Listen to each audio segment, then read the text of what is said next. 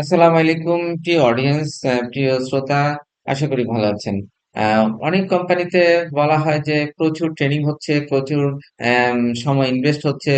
আম কিন্তু effectively skill গুলো প্রয়োগ করা যাচ্ছে না। মানে যারা ট্রেনিং করছেন তারা সঠিকভাবে স্কিলটা জায়গামতো প্রয়োগ করতে পারছেন না। অথবা তাদের মধ্যে ট্রেনিং এর গুণগত মান কম হচ্ছে, অথবা ট্রেনিংটা প্রপারলি তারা সার্কুলেট হচ্ছে না। ট্রেনিংটা করে সে কোম্পানির যে কাঙ্ক্ষিত লক্ষ্য আসবে সে লক্ষ্যে সে আনতে পারছে না।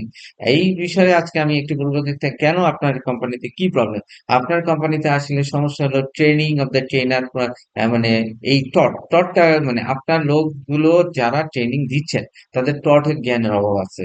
টট জ্ঞান অভাব থাকলে মানুষের যে অ্যাডাল্ট লার্নিং হয়, কমিউনিকেশন স্কিল এটা প্রপারলি যায় না। আজকে বলবো কেন যায় না। টট না জানা থাকলে, টট যদি ভালো না হয় ট্রেনিং অফ দ্য ট্রেনার, তাহলে প্রশিক্ষণের মান উন্নত হয় না, অর্থাৎ এফেক্টিভ কমিউনিকেশনটা হয় না। তারপরে প্রেজেন্টেশন স্কিল গুলো সঠিক হয় না, এবং অ্যাডাল্ট লার্নিং টেকনিক অ্যাডাল্টদের কি করে গেমিং বা স্টোরি টেলিং এর মাধ্যমে শেখাতে হয় সেই কাজটা হয় না। তাহলে পরে সালে প্রশিক্ষণের মান উন্নত হয় না। প্রশিক্ষণের পরে তারা এফেক্টিভলি সে নলেজটা প্রয়োগ করতে হবে। তাহলে এগুলি করতে হবে। প্রশিক্ষণের মান উন্নত করতে হলে আপনাকে টট লাগবে।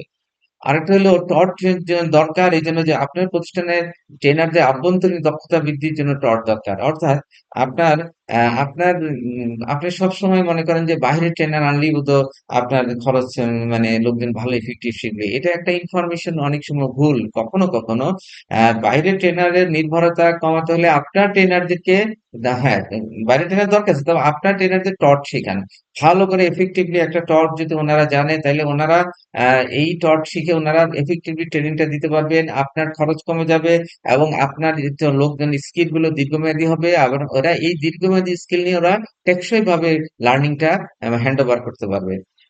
লার্নিং কালচার তৈরি করার জন্য টট দরকার।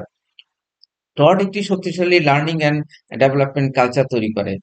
এটি কর্মীদের দ্বারা ধারাবাহিকভাবে শেখার পরিবেশ শেখায়। অর্থাৎ টড কিন্তু শুধু ট্রেনিং ক্লাসে না, টটের এমন এমন একটা সিস্টেম থাকে যে আপনাকে লার্নিং কি পরবর্তীতে আপনি শিখলেন কিনা সেটা একটা ইভলিউশন করে, আবার আপনাকে শিখে আবার আপনাকে ট্রেনিং বা কোচিং আনে। এটাই টটের একটা পদ্ধতি। নেতৃত্বের গুণাবলী শেখা। আপনার যেসব ট্রেনার আছে ওনাদের মধ্যে যদি নেতৃত্বের গুণাবলী না তৈরি হয়, তো ওনারা তো মানে লিডারশিপ যদি ক্লাস লিডারশিপ এই পরবর্তীতে আফটার রেগুলেশন লিডারশিপ যদি ওনাদের মধ্যে না তৈরি হয়, তো ওনারা তো এফেক্টিভলি লোকজনকে হ্যান্ডলিং করতে পারবে না। ওনাদের লোকজন ওনারা ওনাদের মধ্যে কনফিডেন্স তৈরি হবে না, ওনারা ট্রেনিং এর মধ্যে কনফিডেন্স তৈরি করতে পারবে না। ওনারা ফ্যাসিলিটি স্কিল তৈরি করতে পারবে না, যাদেরকে ট্রেনিং দিবে তারাও ফ্যাসিলিটেড হবে না। তারপরে প্রবলেম সলভিং সবচেয়ে বড় ট্রেনিং এর মধ্যে আমরা প্রবলেম সলভিং স্কিলই তো শেখাই। এই প্রবলেম সলভিং স্কিলটা প্রপারলি হবে না। মানে লোকজনের মধ্যে মানে প্রবলেম সলভিং হাফ টান ভাব থাকবে। সঠিক জ্ঞান ট্রান্সফার হবে না। আপনার যেই জ্ঞানটা দরকার, আপনার কোম্পানিতে এক একটা কোম্পানিতে এক একটা জ্ঞান দরকার। সেলস এর একরকম জ্ঞান দরকার, এইচআর এ একরকম জ্ঞান দরকার, অ্যাকাউন্টস এ একরকম জ্ঞান দরকার, আপনার হেড অফিসে একরকম, অ্যাডমিনে একরকম জ্ঞান। আর দেখা যাবে টঠের ধারণা না থাকার কারণে সব জ্ঞান একত্রে একজনকে দেওয়া হচ্ছে, যাতে এফেক্টিভলি জ্ঞানটা ট্রান্সফার হচ্ছে না। সুতরাং এবং ফলে জ্ঞানটা অধরাই থেকে যাচ্ছে। পয়সা ইনভেস্ট হচ্ছে, খরচ হচ্ছে, কিন্তু লোকজন লার্নিং হচ্ছে না।